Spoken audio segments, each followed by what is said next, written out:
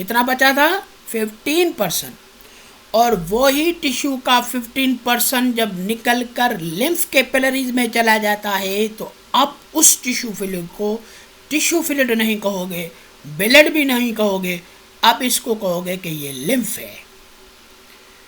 तो 15% tissue fluid का fluid निकल कर लिम्फ कैपिलरीज में चला जाए तो आप इसको क्या कहोगे? अब ये लिम्फ है, जो सर्कुलेट होकर कैपिलरी से निकल कर लिम्फ वेसल में जाती है। और लिम्फ वेसल्स सारी आपस में मिलकर एक बड़ी लिम्फेटिक वेसल्स के अंदर खुलती हैं, जिसमें राइट और लेफ्ट होती हैं। वो दोनों इस फ्लूइड को जो 15% ब्लड का रह गई हैं, इसको दोबारा से वीन को देती है, यानी ब्लड को देती हैं। इस तरह बॉडी के अंदर लिम्फ की सर्कुलेशन होती है। तो देख ले बाबा, आगे जब हम पढ़ते हैं तो कहते हैं at certain point the lymph vessel contain special mass of connective tissue called lymph node. आप जब देखोगे कि अगर हम इसको देखते हैं कि ये लिम्फेटिक वेसल्स हैं और ये सोइलिन स्ट्रक्चर है, ये सोइलिन स्ट्रक्चर है, इन सोइलिन स्ट्रक्चर को हमने लिम्फ नोड कहा था, जो बीन शेप स्ट्रक्चर होती है। इसकी साइज़ बॉडी के अंदर वेरिएबल होती है, तो हम कहेंगे कि ये वो चीज़ होती हैं जो कनेक्टिव टिश्यू की तरह मौजूद होता है, उसको हम लिम्फ नोड कहते हैं। In these nodes lymphocyte are present, इसके अंदर लिम्फोसाइट होते हैं। The lymphocyte are the cells immune system, ये इम्यून सिस्टम के सेल होते हैं जो टी लिम्फोसाइट और बी लिम्फोसाइट को बनाते हैं, जो बॉडी को प्रोटेक्ट करते हैं उन माइक्रोब्स से बचने के लिए। Through lymph node the lymph is filtered, यानी it is the point where the lymph is filtered. The lymph nodes are of different size, इनों की साइज डिफरेंट होती है। फ्रॉम माइक्रोस्कोप टू 1 इंच, कुछ इतने छोटे होते हैं कि माइक्रोस्कोप के ज़रिए देखे, और कितने बड़े से बड़े की साइज़ कितनी होती है? 1 इंच तक। Many lymphatic vessels carry the lymph into the lymph node, but from this node a single large vessels come out. सारी लिम्फ जो है ना, लिम्फेटिक वेसल लिम्फ को लिम्फ नोड की तरफ लेके आती हैं। ये नोड जो होती है उसके अंदर लार्ज वेसल्स कम आउट, बाहर निकलती है। वो lymph is filtered through the lymph node. जब लिम्फ नोड में से लिम्फ निकलती है तो एक बहुत बड़ी, यानी जिसके ज़रिए आई उनों की साइज़ छोटी होती है, मगर लिम्फ नोड जब फिल्टर करके आगे देता है तो वो लिम्फेटिक वेसल थोड़ी बड़ी होती है। The lymphocyte and the macrophages present here, दोनों चीज़ें मौजूद होते हैं। वो क्या करते हैं? Neutralise it and kills the micro organism. तो यही इसकी फिल्ट्रेशन होती है, किल भी करते हैं और माइक्रो ऑर्गेनिज्म को मारते भी हैं और ख़त्म भी करते हैं, फेगोसाइटोसिस भी करते हैं। अच्छा, what is the function of lymphatic system? Lymphatic system का क्या काम होता है? पहला काम drainage system. The lymphatic vessels takes part in the returning of water and plasma protein back to the blood stream. मैंने यही कहा था कि जो 15% रह गया था वो ब्लड कैपिलरी लेगी और ब्लड कैपिलरी लेकर लिम्फेटिक वेसल्स को देगी। ये सारी लिम्फेटिक वेसल्स उस 15% ब्लड को वापस लेकर बड़ी डक्ट को देती हैं, और दोनों बड़ी डक्ट्स किस में खुलती हैं बाबा? दोनों बड़ी डक्ट्स वीन में खुलती हैं, जो ब्लड स्ट्रीम को मिल जाता है। अच्छा, वो have leaked away from the blood, ये वो पॉइंट है जो मैंने पहले पीछे आपको बता दिया। अदरवाइज द डेथ में अकर इन 24 आवर्स, अगर ये चीज़ वक्त तक ना पहुंची तो वो इंसान मर भी सकता है। तो ये उसका ड्रेनेज सिस्टम होता है। अच्छा, दूसरा function defence of the body. The lymphatic system helps to maintain the body resistance, body को रेजिस्टेंस करने में मदद देता है।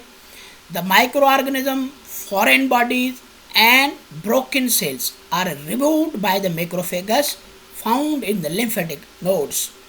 लिम्फेटिक नोड के अंदर जो मैक्रोफेगस है वो फेगोसाइटिक फंक्शन करके माइक्रो ऑर्गेनिज्म को, फॉरेन बॉडीज़ को, ब्रोकन सेल्स को खा कर ख़त्म करता है, ताकि ये बॉडी के अंदर एग्जिस्ट ना रह सके। अच्छा, उसके बाद क्या होती है? Absorption, delivery of fats. The lacteals of villi absorb the digested fat. Lacteals ने जो फूड हम खाए उस फूड के अंदर जो डाइजेस्टेड फैट होती है वो विलाई ने एब्जॉर्ब कर ली। वो are changed into the droplets after that these fats are return back to the blood. क्यों? क्योंकि मैंने आपको क्या कहा था बाबा कि ये जो ब्लड वेसल्स होती हैं ना, वो 15% रेस्ट ऑफ द ब्लड जो होता है उसको उठाकर दोबारा ब्लड तक भेजती है। तो फैट भी कभी भी ब्लड के अंदर डायरेक्टली नहीं जाती, मगर उस तक पहुंचाने के लिए लिम्फेटिक सिस्टम की ज़रूरत पड़ती है। बाथिंग ऑफ टिश्यूज़ को बाथ रिफ्रेश करते हैं। The lymphatic vessel bath the tissues and keep them moist. Lymphatic vessels का काम होता है कि टिश्यू को बाथ करे और बाथ करने के बाद उन टिश्यूज़ को मॉइस्ट करके रखे। अच्छा, फिर हम कहते हैं कि अगर लिम्फेटिक सिस्टम प्रॉपर वे में काम ना करे तो उसके डिसऑर्डर होते हैं, डिजीज़ होती है, जिसको हम एडेमा कहते हैं। तो what is oedema? When the lymphatic system is not functioning normally, it is called oedema. अच्छा, when tissue fluid is not returning to the body blood by the lymphatic system.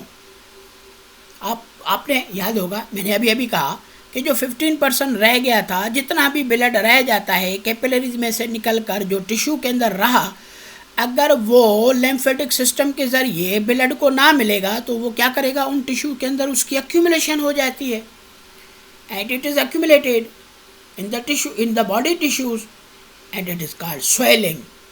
अगर वो डिपॉजिट होते रहेंगे हर circulation से, 15% रहेगा, 15% रहते 15 से 30 होगा, 30 से 45 होगा, 45 से बढ़कर ये 60 होगा, और इस तरह एक्यूमुलेशन है of tissue fluid with in the tissue बढ़ जाती है। बढ़ जाने से क्या होगी, स्वेलिंग होगी। It is known as oedema. तो तभी जाकर इन टिश्यू फ्लूइड के अंदर जो फ्लूइड के अंदर वाटर डिपॉजिट हो गया, उन्हों के वजह से सोजिश हो गई, उसको हम एडेमा कहते हैं। This excess fluid may be in cells और outside the sales.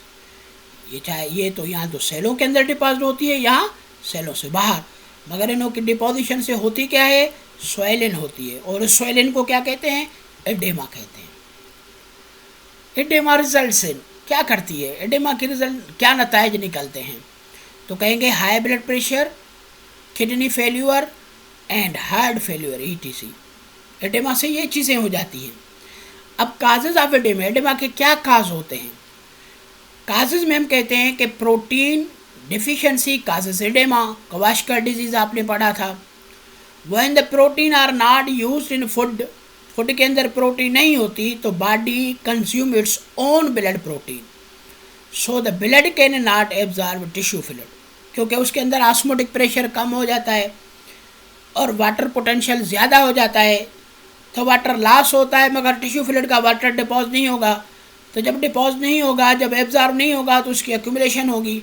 It is accumulated into the body tissues, तो वो बॉडी टिश्यूज़ के अंदर एक्यूमुलेट हो जाता है, and in this way the oedema causes. और यही वजह है जिसके ज़रिए एडेमा होती है। इसके अलावा जो दूसरा काज होता है बाबा, वो निमेटोहेलमिन्थ से होती है। और निमेटोहेलमिन्थ में आपने फिलेरियासिस पढ़ा है, फिलेरियल वर्म आपने पढ़ा होगा। ये पैरासाइटिक निमेटोहेलमिन्थ है जो इंसान के लिम्फेटिक सिस्टम को ब्लॉक कर देता है, और अगर लिम्फेटिक सिस्टम ब्लॉक हो जाए तो इसको हम वुचेरिया कहते हैं, फिलेरियासिस कहते हैं, और यहाँ तक कंडीशन को हम एलिफेंटियासिस कहते हैं। इसकी कंडीशन से इंसान की जो लिम्फेटिक वेसल्स ब्लॉक हो जाती हैं, तो ब्लॉक हो जाने के बाद वो पार्ट स्वेलिन हो जाता है। ऐसी स्वेलिन कंडीशन को हम एडेमा कहते हैं, चाहे वो प्रोटीन की डिफिशिएंसी से हो, टिश्यू फ्लूइड के एक्यूमुलेशन से हो, या किससे हो बाबा, या तो हम कहते हैं किसी निमेटोहेलमिन्थ पैरासाइट से लिम्फेटिक सिस्टम के ब्लॉक हो जाने के बाद होता हो, तो इसको हम कहते हैं एडेमा। Lymphatic system